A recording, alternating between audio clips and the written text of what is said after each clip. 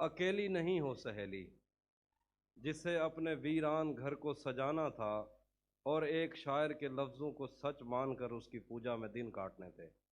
تم اکیلی نہیں ہو سہیلی جسے اپنے ویران گھر کو سجانا تھا، اور ایک شاعر کے لفظوں کو سچ مان کر اس کی پوجا میں دن کاٹنے تھے۔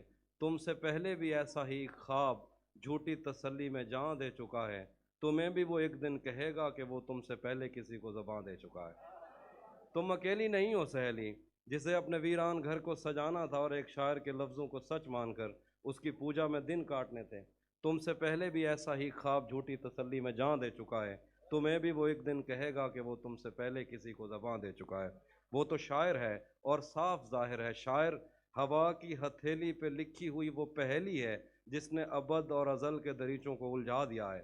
وہ تو شاعر ہے، شاعر تمنا کے صحرا میں رم کرنے والا ہرن ہے، شوبدہ باز صبحوں کی پہلی کرن ہے، ادب گاہ الفت کا معمار ہے اور خود اپنے خوابوں کا غدار ہے۔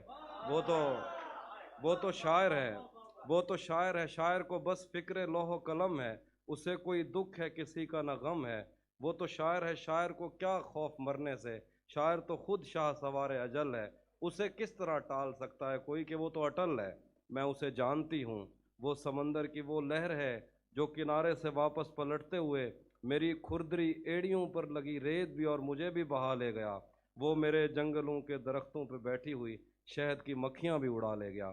اس نے میرے بدن کو چھوا اور میری ہڈیوں سے وہ نظمیں کشیدیں جنہیں پڑھ کے میں کانپ اٹھتی ہوں اور سوچتی ہوں کہ یہ مسئلہ دل بری کا نہیں، خدا کی قسم کھا کے کہتا ہوں وہ جو بھی کہتا رہے وہ کسی کا نہیں۔